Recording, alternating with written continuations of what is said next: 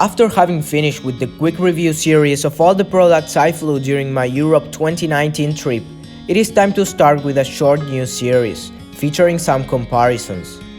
It will have 3 episodes: Air France vs KLM on who has the best short-haul product, which is this first episode, followed by Air France vs KLM on who has the best long-haul product, and finally, an ultimate showdown where I will give my opinion on which of the 2 airlines I found to be better, taking into account the 2 other episodes.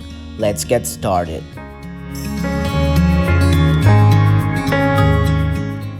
Let's first put in context the flights I took in order to make this comparison.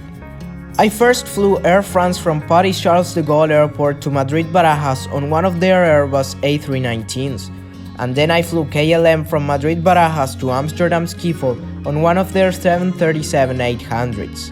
Now, we are ready to start.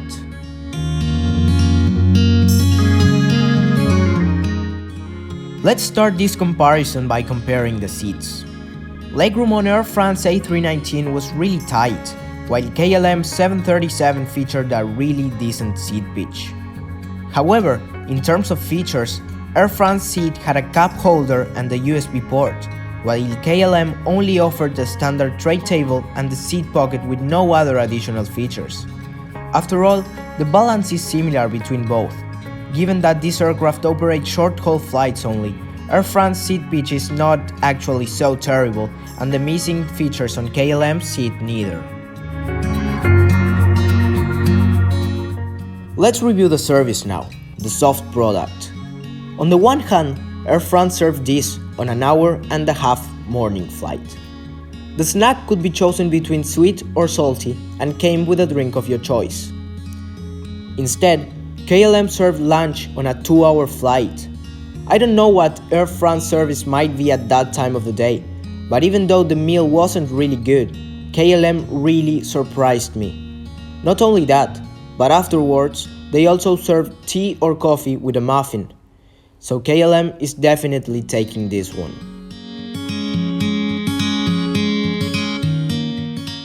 In terms of entertainment, it was of course very similar in both. None of them had in-flight entertainment systems nor screens, and I'm actually not sure whether they offered Wi-Fi on these flights or not, nor if they had some kind of entertainment throughout their apps, because on these short-haul routes I find those things rather unuseful actually. Both airlines had of course their in-flight magazines, and being seated on a window seat, the best entertainment option is definitely looking out of the window. None of both airlines takes any advantage on this category from my point of view.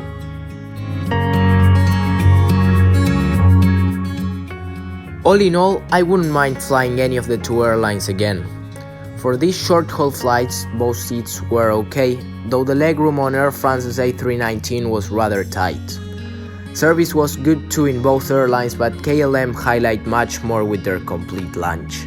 However, I actually can't judge Air France because I don't know what their service is like in flights at that time of the day, and all in all, what they served was decent too.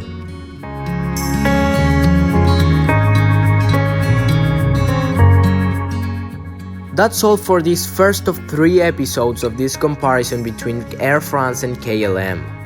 If I had to pick one, it would probably be KLM on short-haul routes, but as I said, Air France was decent too.